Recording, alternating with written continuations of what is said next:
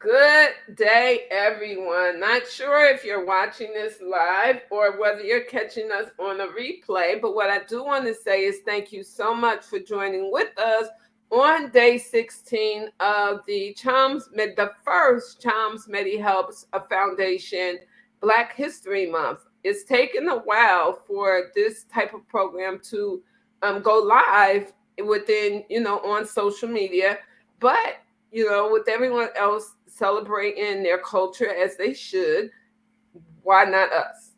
Right? So what I do want to say is that as we go forward, the topics that we're touching on, they aren't specifically just for African Americans. So everyone needs to take attention and pay attention to what's being said and what's being discussed.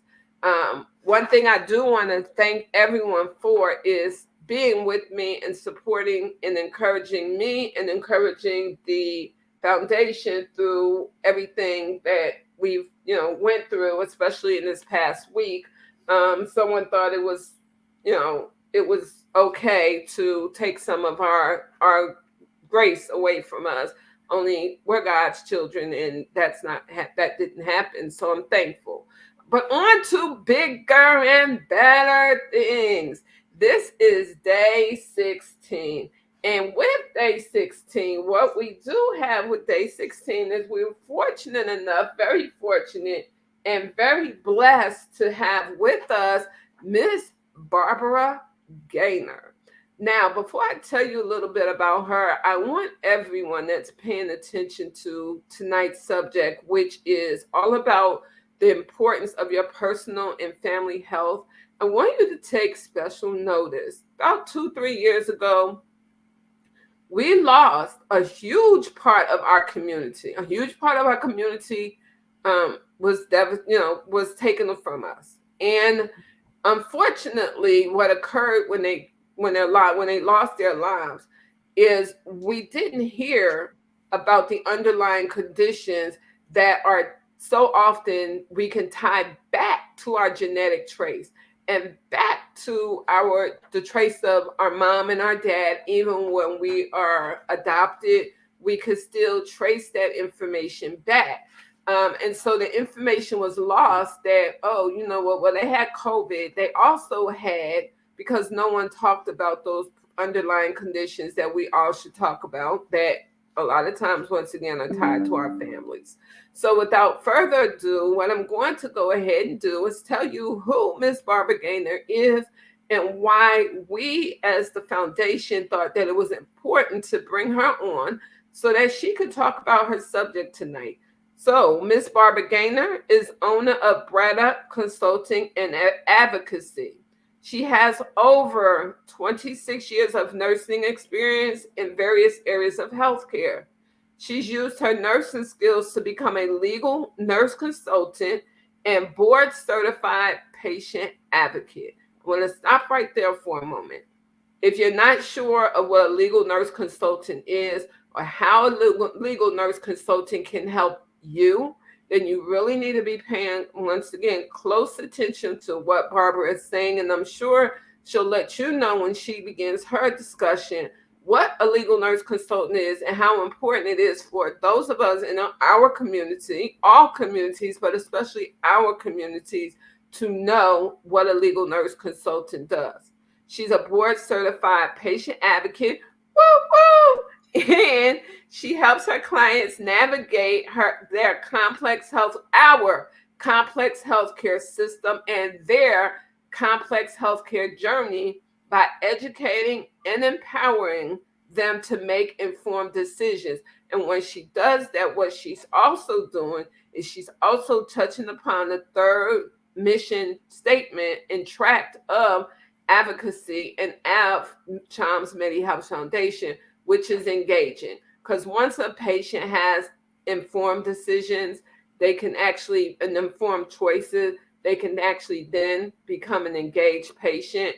And well, we all know if you're engaged, you really seem to get better health care, and that's because they pay attention to you. So without further ado, I am going to go ahead and introduce Ms. Barbara Gaynor and let you tell her all about her subject tonight, which is knowing the importance of personal and family health. Barbara, it is on you. Thank you, Sandra, for this opportunity to be on this platform with you. I really do appreciate it. Hello, everyone. As Sandra said, I'm Barbara Gaynor, and I'm a nurse, legal nurse consultant, and board certified patient advocate. My topic tonight is tell the children the truth. Their health care depends on it. So I'll give you a scenario. Personally, I just found out something about my family history that kind of blew me away. And because of that, the health history that I grew up with is null and void. How many of you have that situation going on with you? That, oh boy, you know, you come up with this illness or something is going on and nobody in the family knows anything about it and everything's hush hush and they don't know where it's coming from. Lo and behold, you find out, well, the parents you grew up with are not really the parents that you have, they're not your biological parents. And so then the journey starts. What is my true medical history? For me, that was a shocker, but I embraced it. I am still embracing it. I thank God for what I have gained as far as new family. And I've also found out that a lot of my health issues, migraine, hypertension, and a stomach issue that what was called malt lymphoma of the stomach, that my father had that issue. He had a stomach problem. Exactly what it was, we don't know. But all his other children had have stomach issues. So because of that, I was able to tell the physicians what my true medical history was. And so they were able to treat me accordingly. And thank God I am cancer free right at this point. So I am thankful that I got to find out exactly what my true medical history is. So going back in time, I know it's like taboo for families to talk. Um, People may be adopting children legally, not legally. Oh, here's my child. You grow them, but you didn't give them the information that is vital to their health, which is what is your biological parents' medical history? Do they have a history of diabetes going all the way back to 3 or 4 generations? Do they have a history of sickle cell going back 3 to 4 different generations? What is the true medical history? And being hush hush with the information as far as what your healthcare history is detrimental to a child's health. Because if that child develops an illness and you say, well, I have no idea. Well, you adopted the child. Did you not get the information? Or you told somebody, I would raise this child for you. Did you not get the information? That information is vital so that you can save that child or that loved one. Because that depends, knowing the truth about what the history is vital to understanding what kind of medical treatment they will get. It's not a guess and spell situation. You can always say to them, look, I know I am raising this child. This child is not my own biologically, but I do have the true history of what the father's history is, what the mother's history is. And it goes back at least 2 or 3 generations. Wow, that is fantastic. And that is vital. Another scenario, you don't tell your child that they were adopted at all. You've passed away and something happens to that adult child now, and they have passed it on to their child. And they are in the situation, well, nobody in the family who I grew up with has this problem. So where does this thing come from? Now, if you had the true understanding and the true information, medical history information, you wouldn't be guessing and spelling. You would go, okay, fine. This is from my mother's side or this is from my father's side. And so telling the children the truth about their healthcare history is vital for them. It's like life or death. So you withholding and being secretive, and it doesn't benefit anybody. It's detrimental to the ones who are mostly affected. Will they get upset? Well, why didn't you tell me this before? And who is a that's for another day. What we want to know is, what is my medical history? Is there a history of hypertension, diabetes? Is there any kidney disease in the family? Is there any cancer? What kinds of cancer are there? These are vital, vital pieces of information that everybody, white, black, brown, Latino, everybody, African American, native Indian, everybody needs to know what their true medical history is about, because it can save your life. So I implore you, I think, Sandra, you had someone on the other day talking about their medical binder. That's something that you put in your medical binder. That piece of information, it's right there, you've got it. And so you can know, well, okay, this illness came from this side of the family, or that kind of, or this side of the family. So it is important that you know.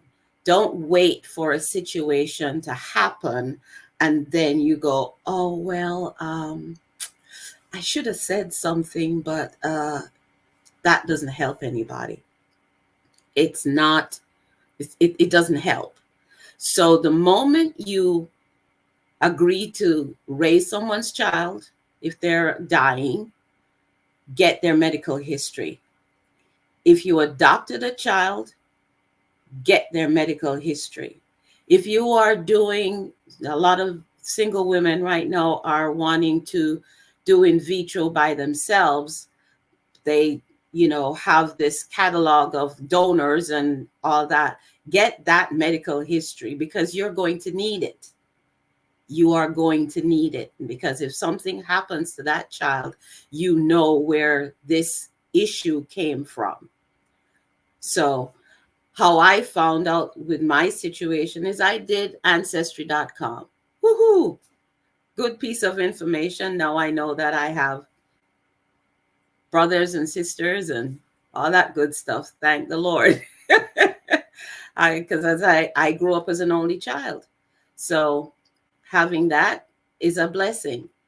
But knowing your true medical history is vital to understanding, because my children now know that, well, their health history is not the health history that I grew up with. Now they have the true health history, so they can say, okay, this is why I have hypertension, or no, I know that, well, diabetes runs in my family or cancer runs in my family. They can make informed decisions as how they are going to maneuver their health care. What proactive steps are they going to take in their life? Maybe it's a double mastectomy because you find out, well, your birth parents have a long history of cancer, or you find out that you have prostate cancer, and the family you grew up with, nobody has that on their side. So where did this thing come from? So knowing what it is that your true medical history is about can save your life. I was talking to a young lady the other day, and she explained to me that her husband had an illness and they didn't know what it was. He had all these lesions all over his body. And so doctors were cutting them and cutting them. And he's like, I'm so tired of being cut upon, until he found out the truth. Nobody told him that he was adopted. And because of that, he was able to trace where these lesions came from and what name they were. And because of that, and he shared this information with the healthcare providers, they were able to treat him accordingly, saving his life. So again, being secretive about things is one thing. When I where I grew up in Jamaica, they said, well, whatever goes bad in the night can come good in the morning, and what happens in the dark will always come to light. Well, that is true. It will always come to light. But the thing about it is, what are you going to do to make sure that that light helps you with your healthcare journey? So I implore you to you and your family and find out exactly what your true health history is.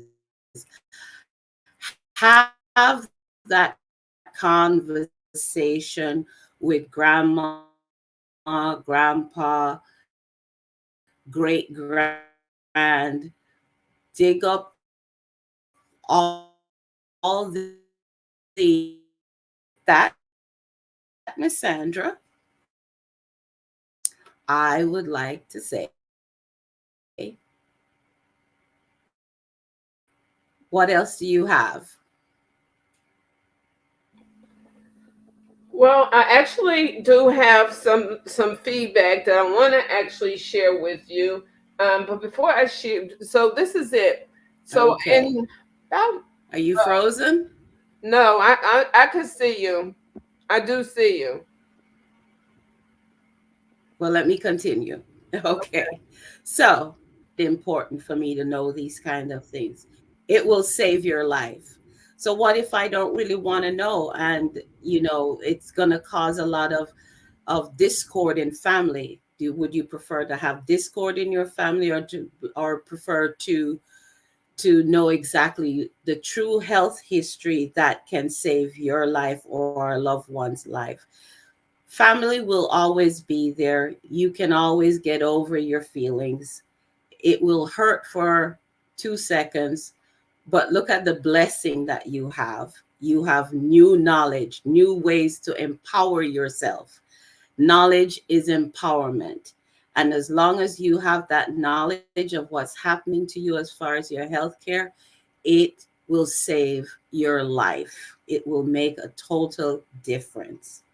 So I implore you to really have those conversations, especially kids that are going off to college and stuff. They fall sick in college, and you get this call, and you, as the caretaker of this young adult, you don't know what's really going on. They don't know what's going on, but understand that the health history that you have is not their health history, it's their biological parents' health history.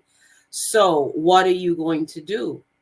Arm your children with the knowledge of their true health history. It will save their life. Put it on a piece of card and laminate it and tell them keep it in their wallet if they can't remember it. It's vital for them. So I implore you again, knowing your health history is knowledge and empowerment, and it can help to save your life. Miss Sandra? Thank you so much for that, Barbara. And I do have it wasn't a question. So if anyone actually has a question while we're here tonight, please go ahead and either put your question in the Facebook chat or put your question in the LinkedIn chat. But I want to keep this conversation going because it needs to continue to go. About 3 4 years ago, I wrote and I self-published a personal health planner and journal. Most people say, well, that's already out there, but it really isn't. And it's really important that people need to know, because with the personal health planner and journal that I created, it has a space for you to put your family history, because I knew then that your family history is just as important as your health or as your own history. I mean, your personal history can be traced way back to your ancestors. Absolutely. Absolutely. No matter what color you are, your personal health history is a part of your family health history. And the same thing for those of you that are young enough that are like, okay, well, we ain't got no kids yet. Or you're sitting down and you're planning out your child, you're planning to have a kid. What's your health history? What is your husband or your wife's to be? What is their health history? Do you know it? Yes, Like Barbara true. said, do you know it? That is so If very, very you true. don't know You it, can't figure out you why you can't have a child. Trace right, your history back. right. And that's so Absolutely. true. Absolutely. And so, you Vitally know, I'm, important. I'm Yeah, often vitally asked, important to have those conversations. I'm often asked about, okay, Sandra, I don't know who my biological mother and who my biological father is, but you know your culture. So don't just stop your looking at your biological. If you know your culture, then you should be able to do a deep dive search into what is predominant in your culture. No matter what culture you are, you'll be able to tell, okay, well, in this culture, this is what they had. So as you get sick or you start developing signs and symptoms that something in your life is just not right, perhaps you want to we all love the internet. Perhaps you want to get on the internet and do a search, do a Google search or whatever other engine you use. Do a search and find out, okay, what do people, my grandmother, my paternal grandmother was from Suriname. So, I mean, with me as an Mhm. example, I will put in what does the Suriname culture, what kind of health issues do they have, so that I could see it, Mhm. and so that I could know what kind of health issues they have, so I could go try, when I get sick. And the best thing about knowing your personal and your family health history is this: you have a chance to write it down. And now, Mhm. today, I mean, my sister, I tell this story all the time because it's important for people to know. I told my sister, my oldest sister, she passed away from a really rare heart condition. No one knew what it was. The medical doctor at her insurance company was looking up internet to find out what it was. When we found out what it was, the name of it, it was so rare that when we found out what the name of the disease was, and me talking to him, they was like, well, from what the information is that we found online, there's no cure for this. And of course, because we live in a society, right, that's capitalistic, I'm telling everybody that's watching this, if you cannot bring money in, if they know you, they're going to heal you, and you ain't going to be able to do nothing but sit at home and just collect uh, checks and all of that, the chances of you really getting help, unless you know somebody, unless you use that all important voice, that all important tool of the voice, unless you Mhm. use it, you really are not going to get help. Look at the color of your skin. Read the stories on Yeah. gaslighting so that you'll know. But if you go to the doctor's office or to the hospital and and you could readily, like, my journal is a pocket sized journal. It's pocket sized for a reason. Because I don't want you to forget and leave it at home and say, oh, it was too big. I left it on the table. I had a speaker on day one. She has a cloud system. Same thing. You can actually put all your information in there. The young people like to use, well, young people, older people, whatever. People. We like to go into the cloud. We like to get our stuff in the cloud. Oh, everything's on the cloud.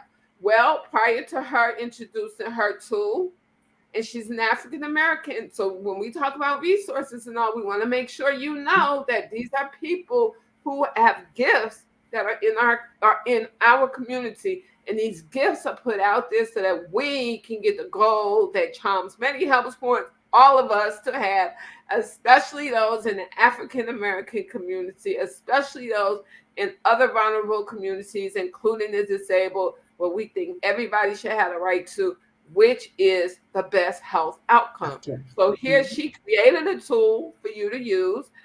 We actually had Deirdre Kindred on. She actually has a medical binder. What's the Mhm. difference between a medical binder and a journal? The journal is pocket size. You could take it with you.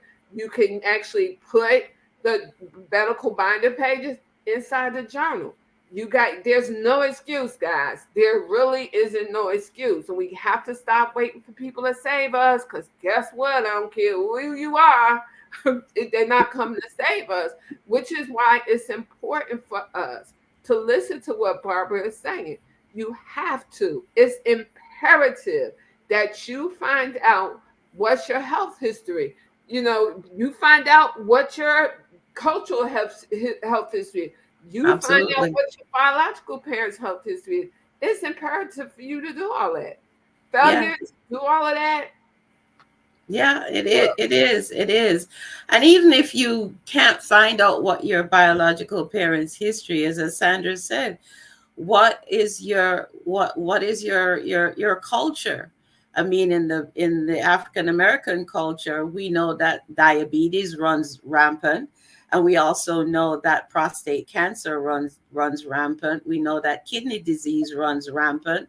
We know other things that run rampant. So what are you going to do proactively to make sure that you, when you go to your doctor, you can have a conversation? Don't go to the doctor and say, well, I feel sick, and he's going to pay 20 questions with you. If you go there with the information that he needs, well, I'm feeling these symptoms. I know from family history that my uncle, twice removed, had this same kind of situation, and his treatment was this. Can you tell me if what's going on once you do the lab work and the diagnostic tests and stuff, if this is something similar, so that I can get the healthcare treatment that I need? That gives the doctor something to work with. But if you don't have any skin in the game, you can't say. There's a saying that says, if you don't have a seat at the table, you are on the menu.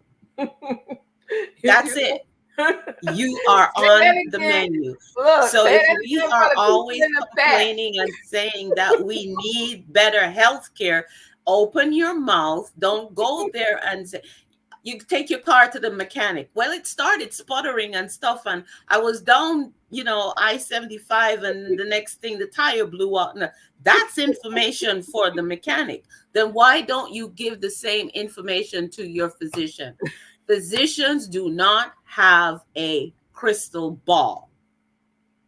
And They are going off of what knowledge base they have, but don't let them have to play 20 questions with you in order to pull out. This is not Jeopardy. It's jeopardizing you because you are not saying something.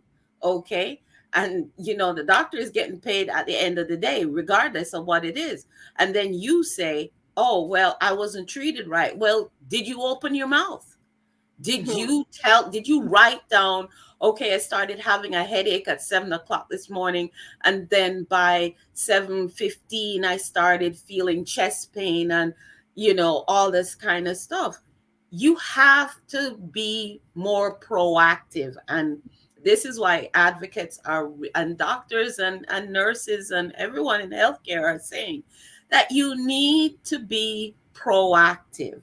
You have to have skin in the game.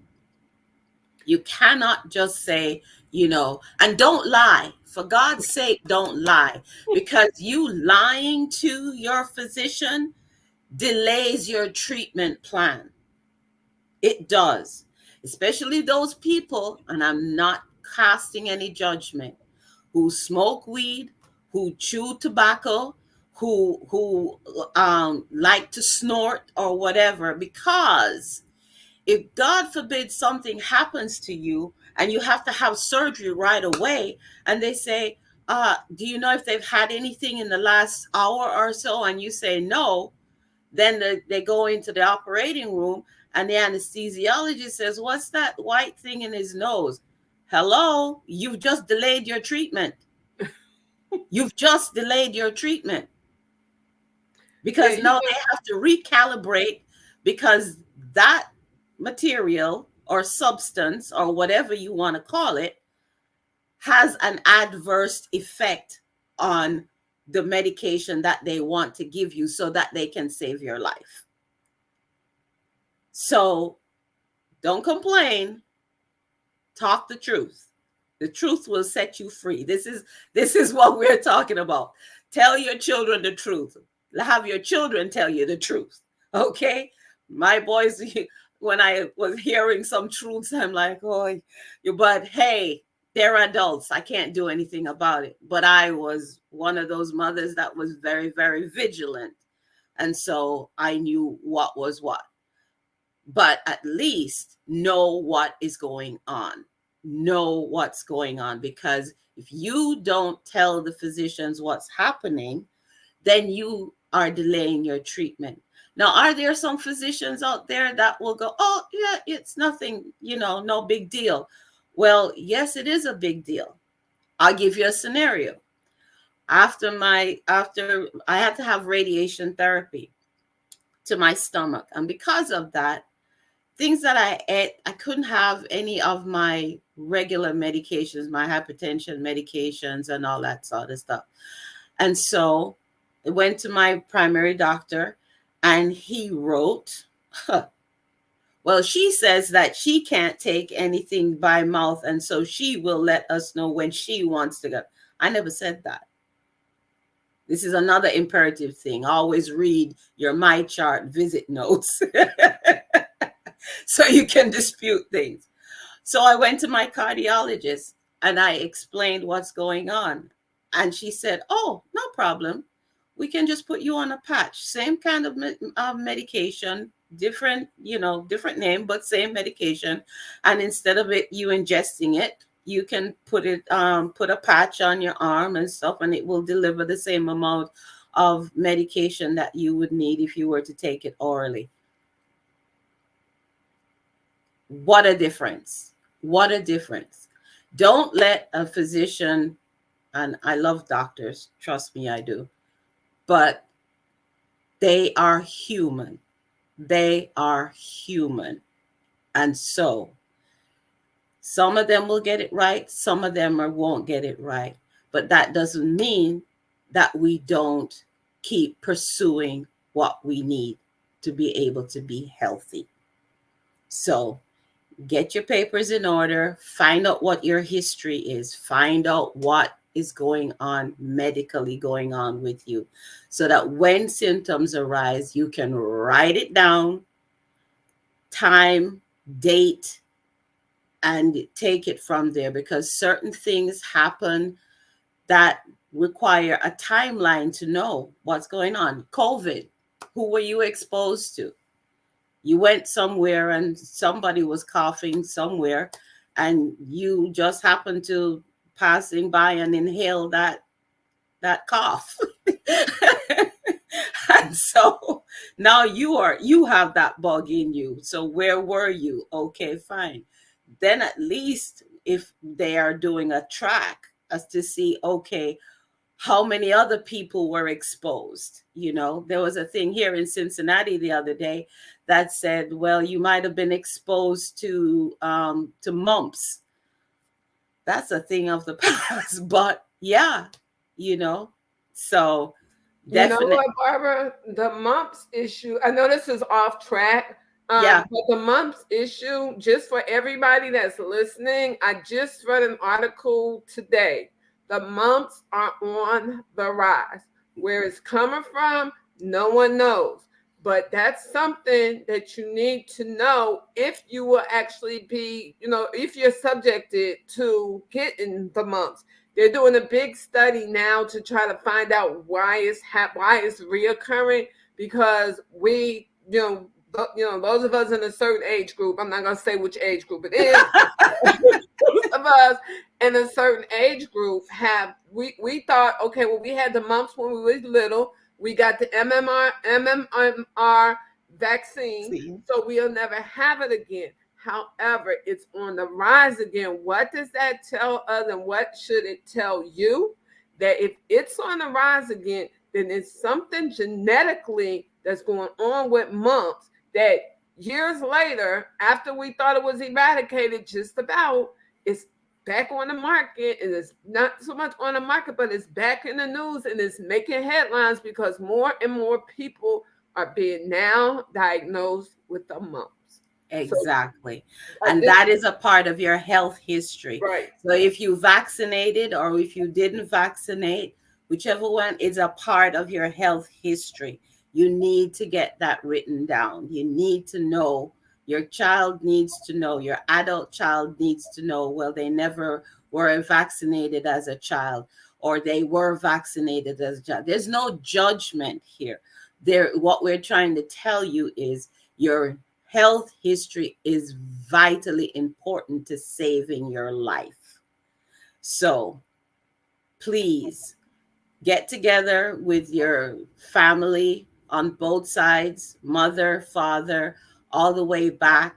Search old journals or everything. The family Bible may tell you some information that you never knew, but you need to have this information because it will save their life. So with that, tell the children the truth because their health depends on it.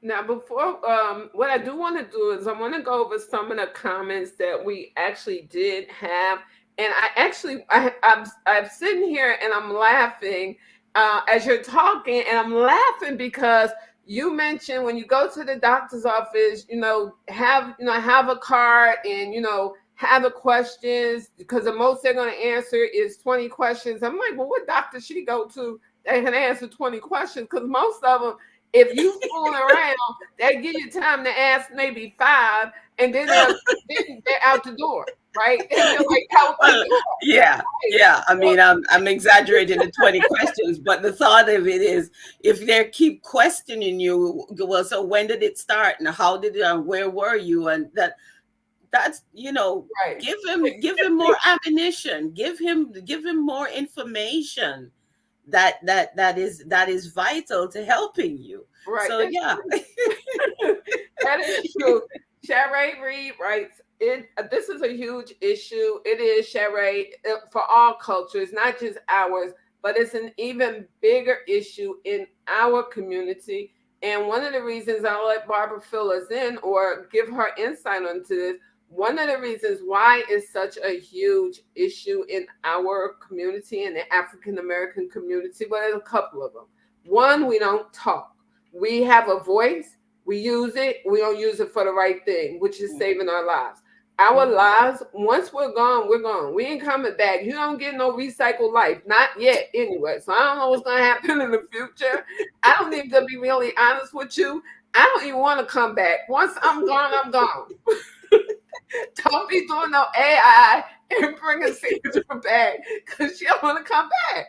So I'm trying to help y'all now. I'm trying to help as many as I can, especially in our community, Sherry, because I don't know about you, but I want to come back. And if there's some that are listening tonight or listening whenever you listen to this, if you want to come back, please let me know, and let me know why you want to come back, right? I mean, but really being honest, she's right. It's a very important subject matter. It is. I mean, we could sit here today or tomorrow, we could laugh about it, joke about it a little bit, but at the end of the day, as I tell everybody, write it down. If you go to the doctor's office, my doctors actually look for me to come into their office now, because they know when I go in there, I'm gonna have my journal, and they know that I'm gonna be in those patient notes. My primary care doctor is good Because she said, I tell every specialist I send you to that you are a special patient. Because I'm gonna go read my notes.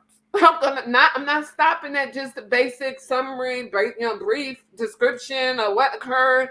I want to know what you wrote in your notes is what I want to know. Those notes are ours. We have access to them. We can get those notes, read those notes. What I do caution people against, and unfortunately, once again, this is a money issue. I have to bring this up. Do not use your patient portal unless you ask the provider or the hospital, if or your medical care group, whoever you're going to, if there's a charge for using the patient portal. If there is a charge for using the patient portal. How do you get around that, Sandra? If they tell me it's a charge and I can't afford it, that's not my budget to pay for it. How do I get around it? Call your doctor. Say my appointment is scheduled. Call him before. Don't wait till the day of your appointment and think he's going to print out all that stuff. Call your doctor's office. Say you have an appointment. Today is February 16th. Say you have an appointment February 25th, right? You go to the you go into the doctor. Your medical care group, your provider says we charge you for use of the patient portal. It's not the insurance company this time. It's your actual medical care group that's telling you that we're charging you. Our patients need to pay for this. Call your doctor. I got an appointment on February 21st. Can you print my records from the last visit so that I can pick them up while I'm in the office, because I don't want to pay out of pocket for something that I shouldn't have to pay for. You really shouldn't have to pay for it. But once again, in this capitalistic economic society that we deal with, that we're in, you have to actually be prepared to know that you might be charged a fee. So with that being said, I see a LinkedIn user. I'm not sure who the LinkedIn user is, but if you can write your name when you're typing in your comments so that I can see, and so I can see and I can actually address you, I would appreciate it. But they do have some great information. She's saying great information. Once again, we go back to that. He or she is also saying, the user is actually also saying, plus they don't have time to ask 20 questions. We really don't. I mean, we just talked about that. We really don't have, the doctors don't have that time. That's and right. this is the thing. It's not that they don't want to, but what's occurred now is medicine has become a business. You are a consumer of that business, but the business owner has a contract that they sign. In that contract, they're told how many minutes they can spend with you. They're told that there's different codes that go in it, so they tell you that information up front. So our LinkedIn user is Darlene Christie. Thank you, Darlene, for sharing and writing in. But yeah, so it's a contract. So then that's why it is so important for you to have your notes ready to go, so that that visit is productive, so that you can get the information that you want. This started this day, this is what's going on, or he just prescribed a new medication, then this is what's been happening with me since I started taking the medication. You have to have some knowledge. And then even if you're allergic to a medication, that's a part of your health history. And that's something that your kids can also know about, okay? Because I tell you, my kids can't take a tetanus shot. Why? Because there's something in their father's DNA that he can't have a tetanus shot either. So it comes down to the line. So that's health history that is good to know. It is very, very good to know. And not only is it good for you as a patient to know, but you really need to have that information somewhere where anyone can get to it. What we saw with COVID, with people having to be dropped off at the hospital or taken to the doctor, and the only person that could get in to see the doctor was the patient. Well, what if if you're sick, like if you're really out of it, you're not thinking. So if they No. ask you, well, how have you been feeling, or anything medically related to your health history, the chances of you being able to actually answer them is not slim happening. to next to none. Exactly, exactly. So therefore, get your medical binder together, get your health history together. They go hand in hand. And as Cassandra said, if you don't want to take the binder, have a small book that you can also put in the binder, but you have that information there.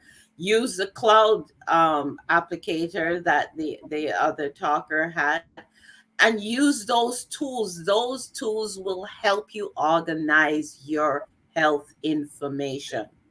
So We, we're giving you the tools.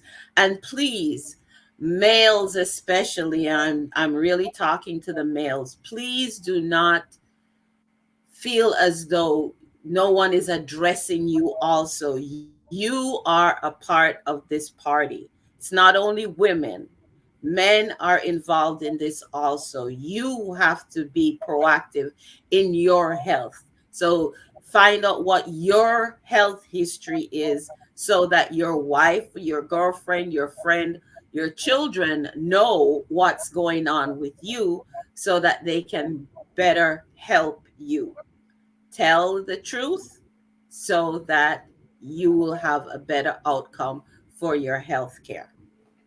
yeah, and that's and that's something that I want to touch upon with the next user who actually wrote something, and I had to laugh when you said this because both of you are nurses, and she's actually on my board, and every time she's actually on a foundation board, I should say, and every time we talk and we talk about an issue, she's like, Sandra, could you just tell me why patients think that we ain't gonna know the truth? Nurses That's know it. better than the doctors what the truth is. Like, you can lie all you want, right? But the nurses know. I mean, they see the labs, they smell the stuff in your skin. You not telling the truth is hurting you. Not You. only is it hurting you, but if you have children, it's hurting your children. You're taking a risk with hurting them. If you're married or have a girlfriend or a boyfriend, you're hurting them. You're hurting our community. And God knows we need as many people around as we can possibly get into our future. But you're hurting all of them when you go to the doctor. You don't Yeah, write stuff down. You get there and you say, "Oh, I don't know," but you really do know that you're not taking care of yourself the way you should be. You really do exactly. know that when you come home from work every day, or if you're working from home every day, you're having 10 beers or 10 glasses of wine instead of one. They know where, you get come in there and there's, something's out of sync and something's not, but this is what you told them, so this is what they have to do. You don't have nothing written down. You just don't know. You're in a fog. You're sick. You're in a fog. You once again, when you're sick like that, your resistance is very low. You're not thinking clearly, right? The Right. nurses know, but Yeah. guess what happens because the nurses know? They can't say anything. They can't say, well, we know for a fact because this person smells like this, or this person acts like this, or this is what the lab results say when they came back.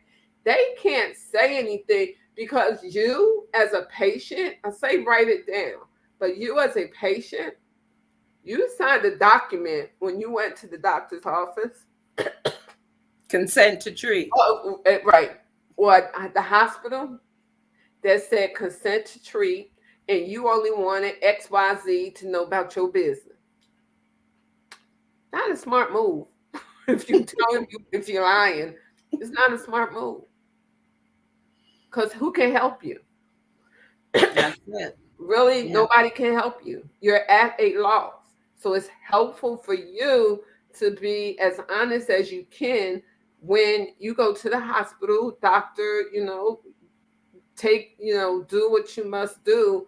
but it's helping you. It's not helping them, and it's certainly not hurting them, right?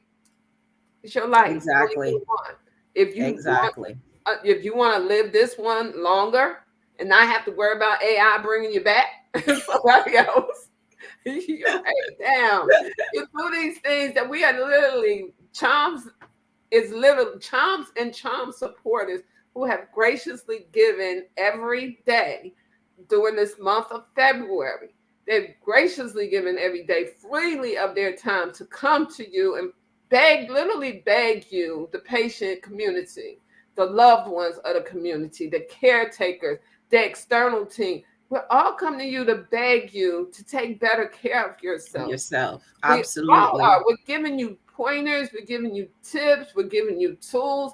I'm readily available should you need to talk afterwards or you want some information, reach out to them. We're putting it out there because we can't.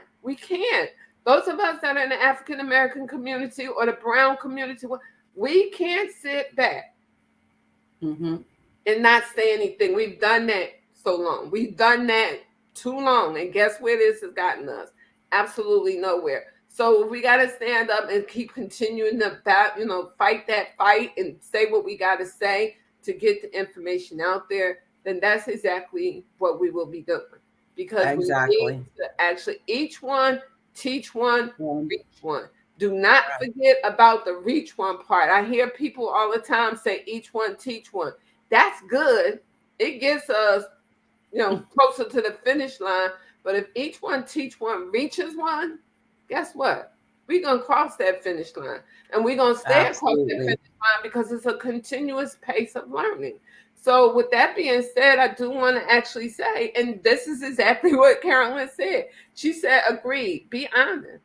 Be honest when you go to the doctor's office. Mm-hmm. Be honest when you're sitting down and you're like, you know what? They make a lot of sense. Let me get Sandra's journal, or let me buy Deirdre's binder, or let me do Renee's on cloud in cloud software. Let me use Mm-hmm. one of these three to put it down. Don't sit there and put some stuff down that ain't true. That's right. That Don't is true. try because Yeah. it's Yeah. right. Find out from your adoptive parents, find out from your biological parents, what is my true health history. That's the key to knowing everything, because then you will have that knowledge to know, okay, this rare disease happens in our family. So you are aware. Let your healthcare provider know so it is documented. Because if you're in a situation where you cannot speak, the doctor who's going to be treating you, it will be listed in your history Mm-hmm. that this is what is there. So it is vitally important that you know your health history. Don't say, oh, I can't be bothered and that's just too much time. And which would you prefer? Not to do it and die and then go, well, or would you prefer to know and live and not let AI have to bring you back? And I mean, So Barbie, you're so right in what you said. It's vitally. You know what? You it encourage is. people, and you encourage people because you are a patient while you're a nurse consultant, and while you're a patient advocate, and while you do all these wonderful things for all these wonderful people. At the end of the day, you are a patient. You Yep. have a lived experience. And that's the same thing I feel about myself. I'm a patient. I have a lived experience. You don't come to us this evening to tell us about something. Well, you think maybe it's good that you write this stuff down, but you come to us with a real life issue, a Yeah. true and factual issue that Issue. occurred to you. That Hmm. in keeping it secret and not saying, hey, you were adopted, here's a little bit about your mom, your dad, or even any information at all, right? So you couldn't be proactive. Couldn't There's be no way proactive. I that you had to rely on my siblings to give me the true history because all the parties involved, AI wasn't bringing them back for me to ask. So, relying on, and thank God I have two sisters who are nurses, so that they also know the importance of having healthcare information, and so they were able to impart to me what my parent had. So it was good. It Yeah, was it, it was really good. It's made me more aware of what it is, and so that history now translates to my children, that they know what's going on for there. And then I would encourage mothers and fathers, husbands and wives, have the conversation, and also make a medical binder for your children. Make right. a medical binder for your children so that they have that history. So if you Exactly. have two kids, start their medical binder right away with And all that is, the information that they need, because it is important. It and is that is so vitally true. important. That is very, very true. That's where each and every product that's out there, even Yeah, with the binder, get the yeah. binder, learn how to use the binder, learn what goes in the binder. With my journal, I tell people the same thing. I'm like, Mhm. look, I wrote this because I give you the reason why. But this is the thing, and you brought this up earlier, Barbara, when you said this. Your kids, if you're a caregiver, babysitter for a young kid, and that kid is in your, is in your care. Mhm. And we're talking about kids younger than young adults. We're talking about the babies, and those are going to, kindergarten, grade school, and they, after school, they come to you. If that kid gets sick in school, or gets sick at your house, or gets sick in the park, do you know how to treat them? Have you asked the mom and the dad to sit down and either create a binder so that you'll have it, or get the journal so that you can write it down and make it clear, or go on the cloud and put the information on the cloud so that people could get access to it? Do you have it, or are you willing? Because I mean, I'm going to ask you this, but I'm going to answer for all of you that haven't bothered to do this yet, which is writing it down and making your personal and your family history somewhere where everybody can get a hold of it, especially those who you trust. Yeah. This is my question: why are you risking your child being taken to the emergency room, or being taken to the hospital or to a doctor's office, and given the wrong medication? Why? Yep. Because And nobody knows that they're allergic to this, or they're allergic to peanuts, or they're allergic to, or they've never had this, or they've had a reaction to this. Nothing. It is selfish to not share their history. yeah, I mean, It really, is selfish, not, it is selfish, and it is, I will even bring it a step forward to say it is willful to not really take the time to make your medical binder, because if something happens to you and somebody else has to raise that child, they are going in blind. So share your medical history, right? As Sandra says, get the journal, get the medical binder, use the cloud. You have the tools. You have the tools to be able to make sure that the medical history is there for everyone to use, especially those kids going off to college right? and they're by themselves and they have no idea. When they were sick, you were the one giving them Tylenol and you were the one doing so and so. They're on their own. How are they going to function? What do they know about your medical history that translates to them? They know nothing. You're sending them into battle with no weapons. Yeah, I mean, and you That's want them to be, basically what you're doing. yeah, You're sending them into battle with no weapons. yeah. So think about that. Yeah, Think about it's that. something for all of us Yeah. to consider, especially when, especially in our African American community, especially when we Absolutely. have children involved or a spouse involved or siblings involved. This is information that we all need to have. We need to be readily able to take it with us, sign on, do whatever it is that we need to be able to do to have that information so that we can save our community, save ourselves. Yeah. When I Absolutely. initially wrote the journal I wrote it because it was right after COVID.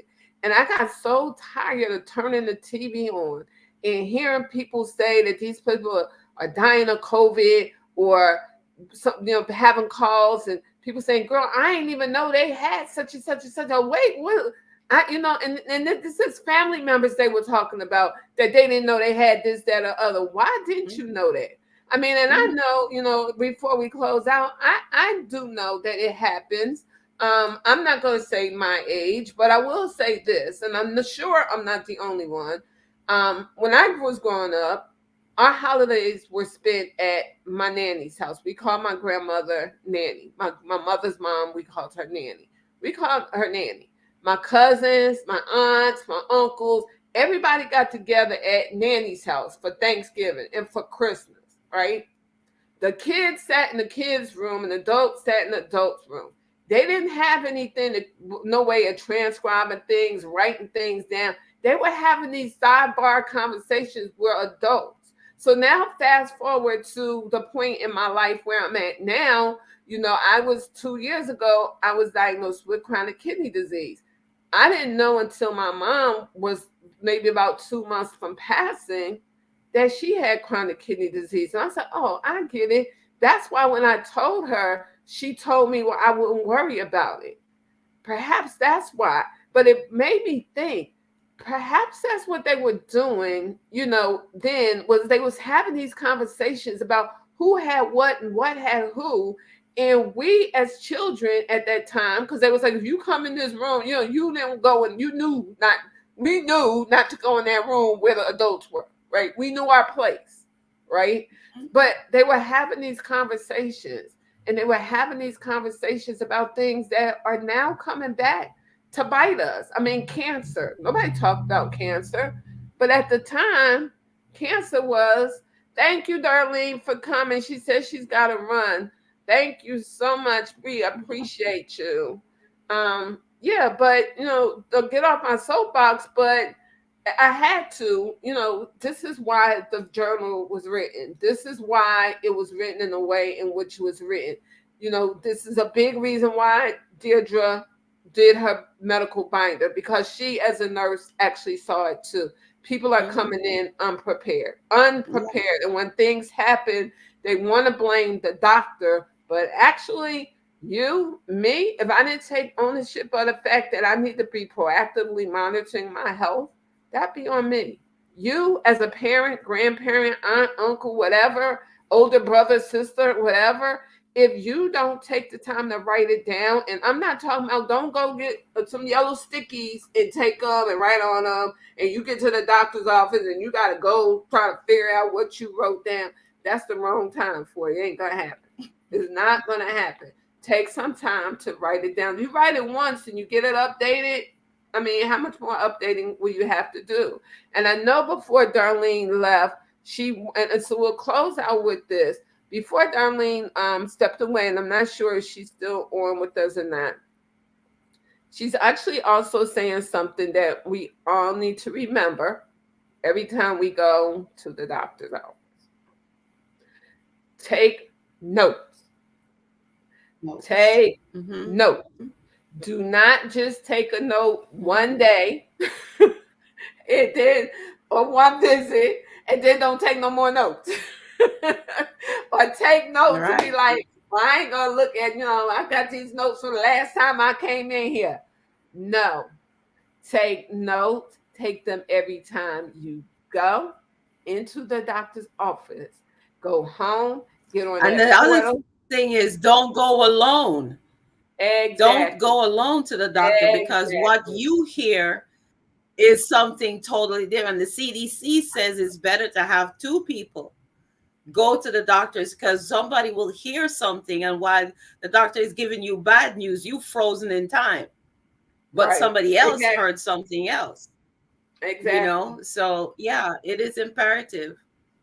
That Anyway, yeah. Sandra, thank you very much for this platform. You're welcome. Yeah, you're welcome. I enjoyed the conversation, and then once again, it was a I did too. conversation that we needed to have. It was a conversation in which we told truth. We lent into truth. Our Hmm. community needs to hear these things. For far, far, far too long, our community has been going about just taking everything where nobody cares, and well, I didn't know that, and I'm sure you hear it a lot of times too, Barbara. Well, Sandra, how come you're the only one that's telling me this? Medicine is a business. With what business owner do you know? I'm speaking to all of you that are listening, no matter what time of day you listening to this at. What business owner do you know is going to tell you all his secrets on how he run his business? So why would you think that your health goes, This is why haywire? you need patient advocates, my dear. Right. So that's Yeah, why you the need to. patient advocates have the inside story. And this is the thing about that, Barbara. You got to be, all of us as patient advocates, whether we're independent advocates or whether we are an advocate for a facility, we all Hmm. of us have the patient's best interest at heart. The Yep, difference between an independent advocate just at and heart. a Absolutely. facility is that the facility advocate, once they sign that paper saying that they're going to work for Johnny Smith's hospital, have to do what Johnny Smith tells them to do. And while they might want to tell you of other options Absolutely. that you may have, the chances of them telling you that are slim to next to none, because they take a chance on losing their jobs. And I don't know any of us that get up every day and go to work because that's what we want to do Mhm. with our lives. I'm being honest with everyone that's listening to this. So there's a real reason why you need to align yourself. And I'm not saying don't listen to those the facility-based advocates or advocates that work for organizations. But what I am telling you to do is open your mind to saying, I really need to get someone that's not tied to anyone. They're tied to me. They can tell me everything from A to Z, where I don't have to go back and forth with anyone. We are out here. We're out here to help you. We want you to learn. We want you to know. I, as a community-based advocate, I'm in a community. I'm doing what I can do for the communities that I belong to, which are the underserved, which is African American, the vulnerable, which Mhm. are women, are considered a big part of the vulnerable community, and the disabled Mhm. community, because I have I have health challenges, health conditions, I should say, that classify me as someone that's disabled. So I have those three. And those three mean more to me, and they mean a lot Mhm. to me. But other advocates, other independent advocates, have different fields that they work in. Like I stated earlier when I introduced Barbara, her thing is she's a legal nurse consultant. Unfortunately, and I don't know if she'll have the time to do it, we didn't get a chance to discuss what a legal nurse consultant is, but she's a legal nurse consultant. Stay tuned in March because she don't know it yet, but y'all can tell her she'll be back in March for Women's Month. So she can explain during Women's Month what a legal nurse consultant is. So I'm just lining everything up. So she'll be back in March, not sure what day, but yeah, tune in so you can find out what a legal nurse consultant is, when you would use a legal nurse consultant, and why you knowing a nurse consultant is important. So I'm not gonna hold you any longer, Barbara, but what I do want to ask you for is to, and for those of you that did come, I'm not showing anyone, for some reason I see Simone F, and I want to say thank you to her for coming in and listening to our conversation today, as well as Jatindra Singh for coming in also, and listening in to tonight's conversation. We will be live again tomorrow on the 17th, well, I should say for February 17th, day 17, is all about multiple sclerosis. It will be a pre recorded session tomorrow, but it is all about multiple sclerosis, another disease condition that impacts our community. Um, so we'll be talking about that tomorrow. Barbara, with your nice, pretty smile on, could you please give us like 3 steps or 3 tips, I should say, in reference to your knowing your personal health history? Just 3 important, and you can go back over if you need to, but just 3 important tools, like the very top three that Three you would say. tips. Yes. 3 point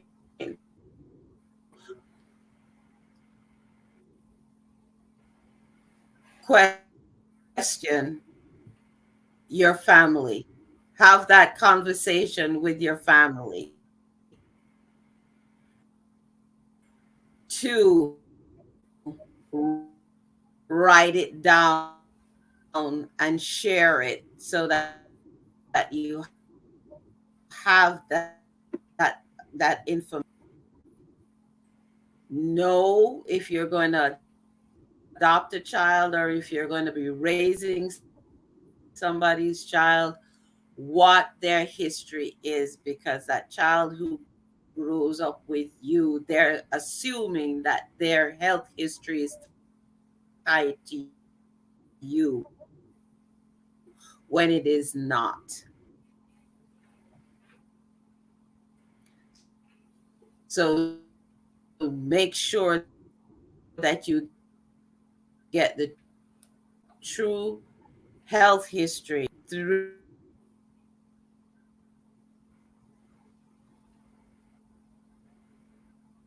Barbara, go back and say 1, 2, and 3 again, because for some reason your voice was coming in and out.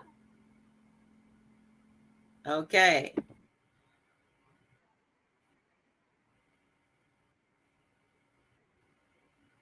I'm sorry, I said you cut go out. and actually say tips 1, 2, and 3 again, because we heard 1 and 2. Well, I heard 1 and 2, but then 3 cut out. So if you could give us the One, three two, tips and again. three. One, have the conversation.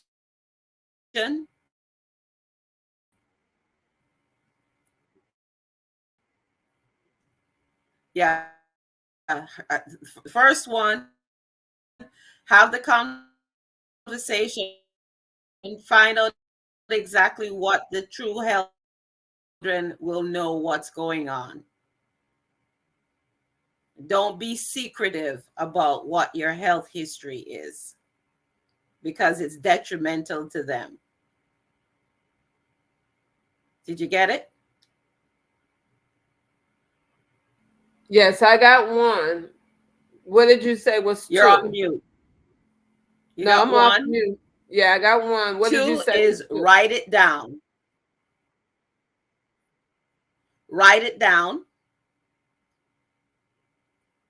And then 3 is write it down and share it.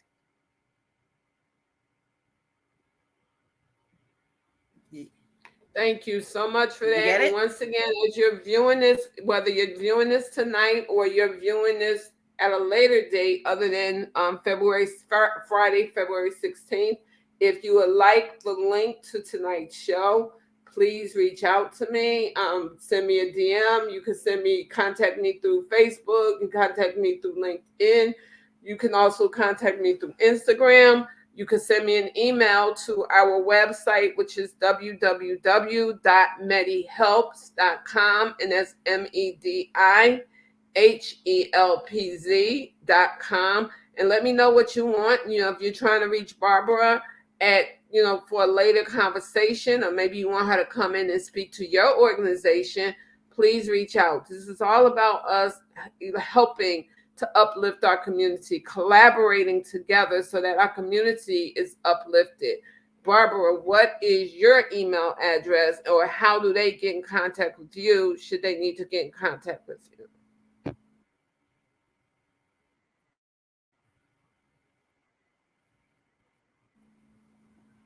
So for me, you can contact me at contact at Braddock Consulting Advocacy.com, or you can give me a call. My telephone number is 513-250-0617, or email me, as I said, at contact at Braddock, BRADDOCK, consulting advocacy.com.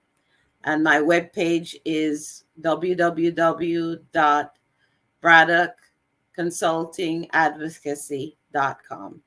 And you have that area there where you can leave me a message, and I will definitely get back in touch with you for sure. And I do offer 15-minute free consultation, so ask me anything. If I don't know the answer, I'll find somebody who will have the answer. Now, I do want to ask you one final question, and that's this. Are you available just for those people that live in Ohio, or do you also set it up so that you can work with people outside of Ohio? I can work nationwide. Okay, people. So you hear that, right? Ohio, Kentucky, Indiana, California, Oregon, Florida, wherever. So you hear that, everyone. She's not local. Yes. So should you need her assistance, or should you need to reach out to her, please use her. She offers a free 15-minute consultation. What that's going to tell you to do to use that 15 minutes wisely is write your questions down before you call her, so that you're not sitting there at home or wherever you're calling her from trying to get your thoughts together. They should already be together, and you should already be able to freely go ahead and say them. Barbara, from my heart, from the heart of the Chalmers Medi Helps Foundation, we say thank you so much for sharing with us today. Have the rest of a good night.